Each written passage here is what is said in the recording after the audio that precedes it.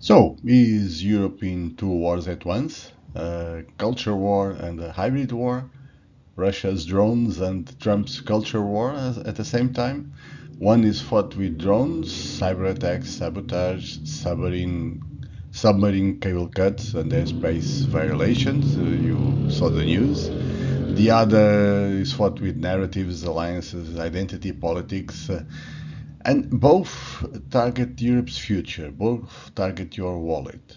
But the thing is, the real weapons for these wars aren't missiles, they're research, they're innovation. And they can decide who wins because in both cases, the real weapons still need to be created. So there's a huge room for research and innovation in this area. So in today's episode, we'll discuss first how can research and innovation help Europe fight a culture war and a hybrid war. Then what has actually changed 1 year after the Draghi report on Europe's competitiveness. And finally, we'll look at an open call, what opportunities are open with this new SERV call for projects. So if you lead a project, if you build partnerships, or just want to understand how to win in this moment of transition, stay with me. Because by the end of this episode, you'll see how research and innovation are not just policy words. They're actually Europe's next weapons. So I hope you enjoyed the episode.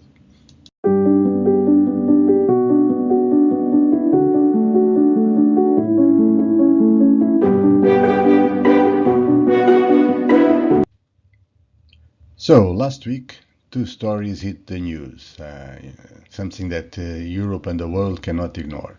First, there's a culture war. Donald Trump's team is waging a culture war on Europe. The Guardian published this story based on a report by the European Council on Foreign Relations, and where they also published the European Sentiment Compass. That was a big story. And then, second story, Russia escalated the hybrid war on Europe. Drones entered Polish and Romanian airspace, fighter jets violated Estonia's skies, and drones, nobody knows where they came from, but nobody believes they're not Russian, disrupted airports in Denmark. So, Europe is in a hybrid war and in a culture war. Wait, what? What's going on here? These are two different kinds of war. A culture war is not fought with tanks, but with narrative, symbols, disinformation. So it's a battle for the meaning of the West, a battle for Europe's soul, for what we think civilization is. A hybrid war is when drones disrupt economies, cyber attacks occur, there's economic pressure, disinformation, sabotage, submarine cables just get cut by accident. So it's physical aggression. Why am I talking about this in a podcast devoted to research and innovation? Well, basically because in both wars, our current weapons are no good. Research and innovation needs to do more than analysis. It needs to come up with new weapons. It must design the next generation of shields and swords that Europe needs. So, how do we win a hybrid war? If you want to win that war, you need to know how to do it. And well, you need weapons of resilience and detection. I've been talking to people. I don't know much about military technology. What they tell me is that research needs to fuse radar, satellite, and AI models to spot hostile low altitude drones. You know the movies where the fighter jets fly really low to avoid radars? Yeah. Now we need radars to spot the smaller flying objects before they get where we don't want them. And research is needed there. On the other hand, innovation can package that information into deployable counter-drone kits for airports, ports, cities. Research also needs to look at Europe's energy grids and transport systems, and then innovation can harden them with new standards, redundancies, rapid recovery protocols. So the new weapons here for this hybrid war are faster sensors, interoperable standards, and AI-driven response. Without them, every drone incursion can cost millions and waste hours, like we've seen in Denmark recently.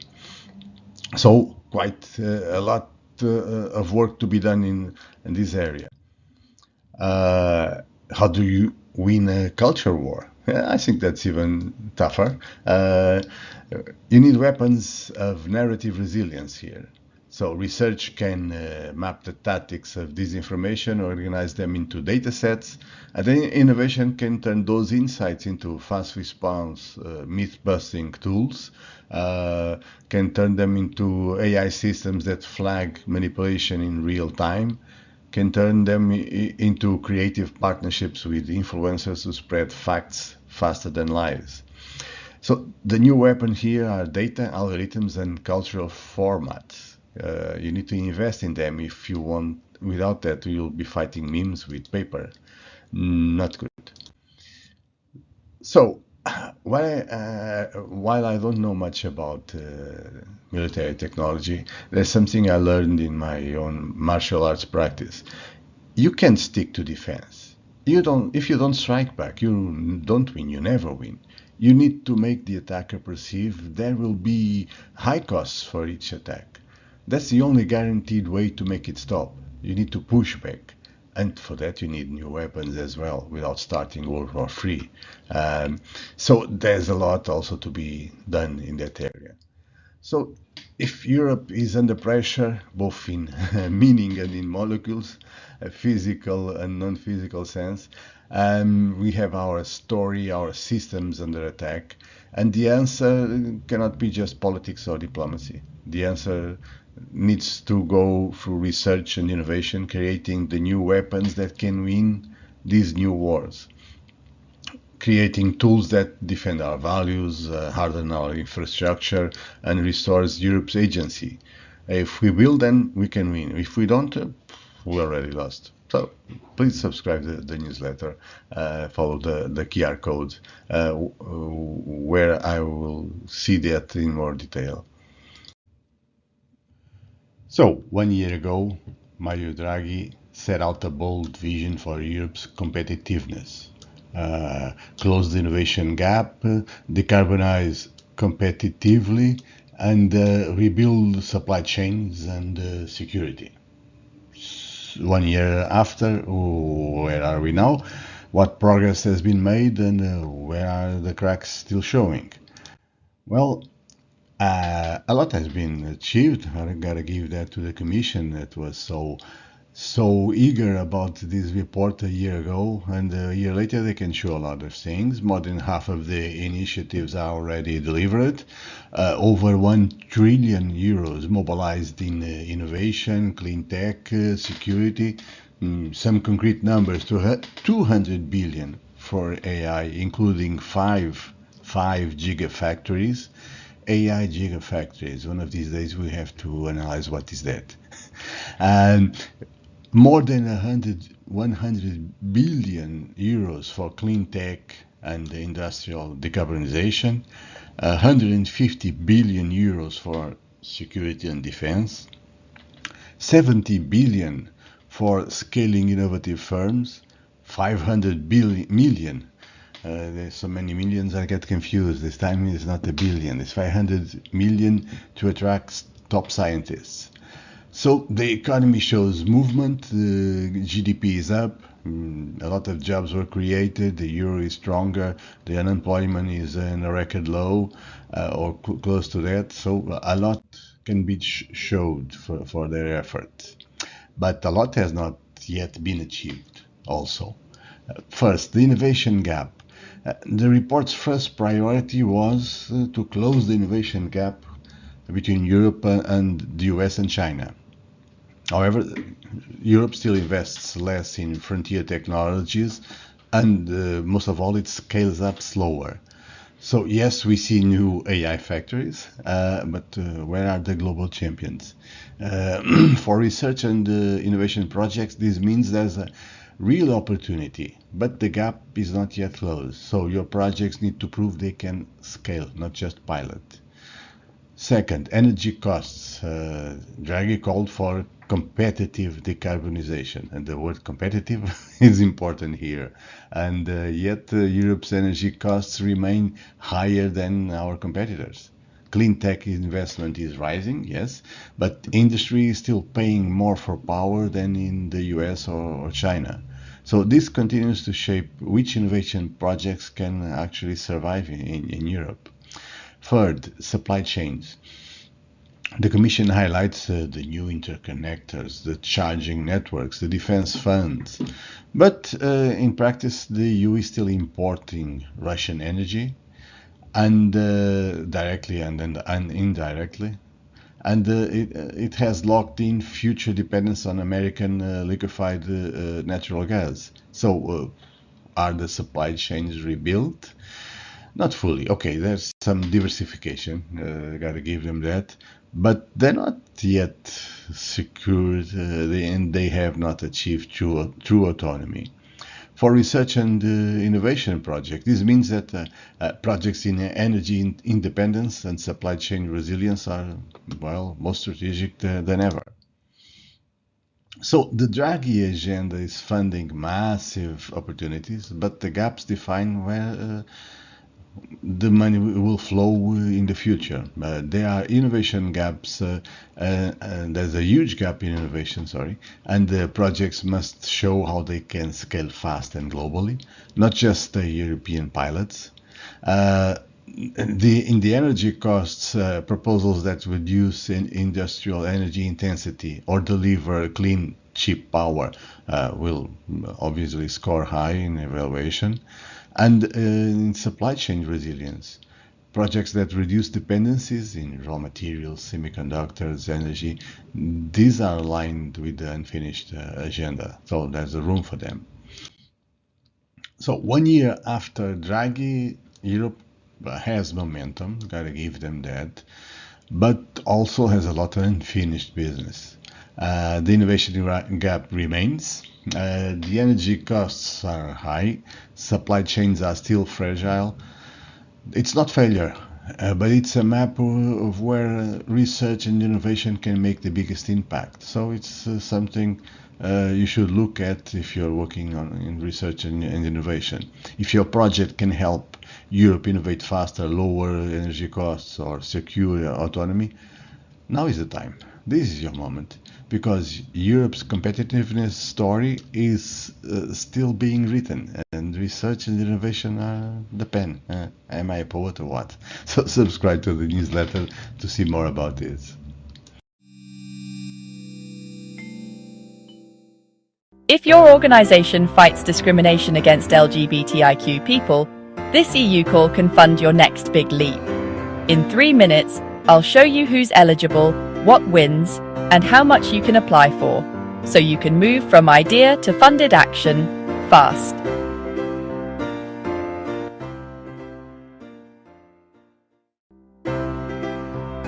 This is the CRV 2025 Equal Call. Priority: fighting discrimination against LGBTIQ people and promoting LGBTIQ equality. It supports the EU's LGBTIQ equality strategy and focuses on real-world solutions, especially for transgender intersex people, those facing intersectional discrimination and rainbow families. Translation: fundable work that changes lives and systems.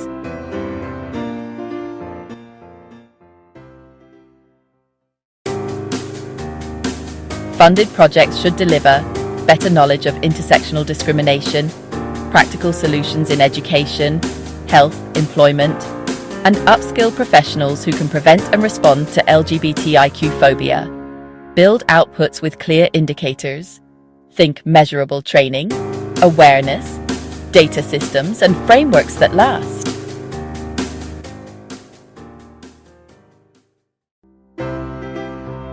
Eligible actions include capacity building, coalition building, mutual learning, evidence collection and monitoring, awareness campaigns, and designing, implementing strategies or action plans. If you can scale or transfer it across countries, even better.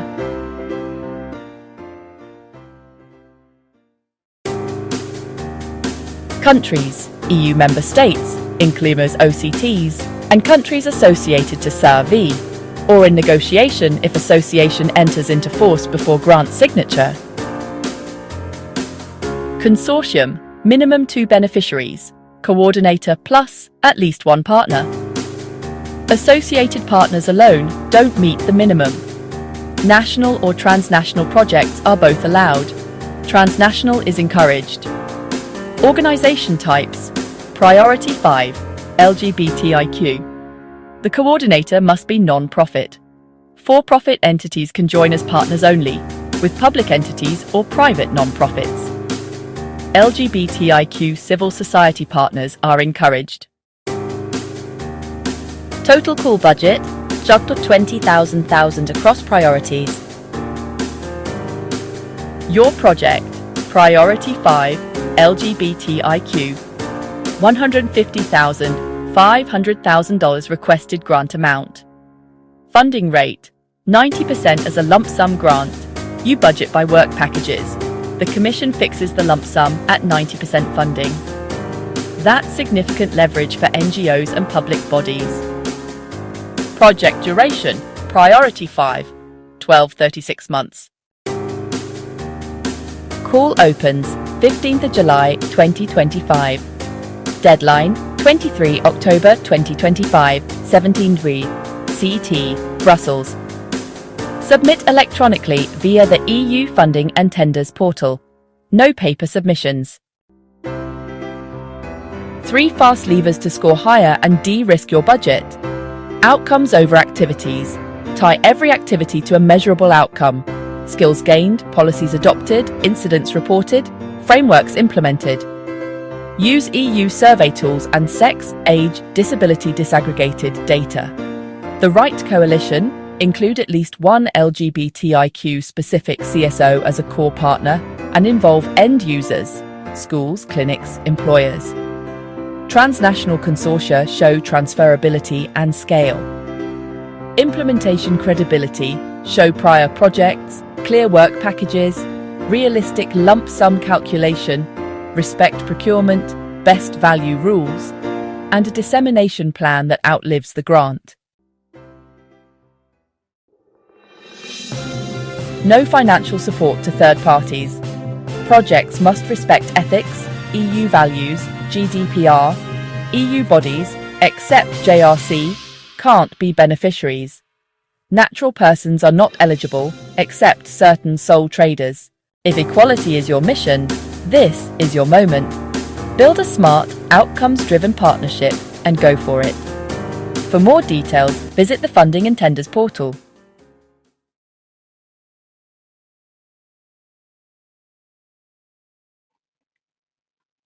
Credits, author and host Fernando C. Gaspar, music Hugo Gaspar, Lisbon, Portugal, 2024. Reach us by email or DM.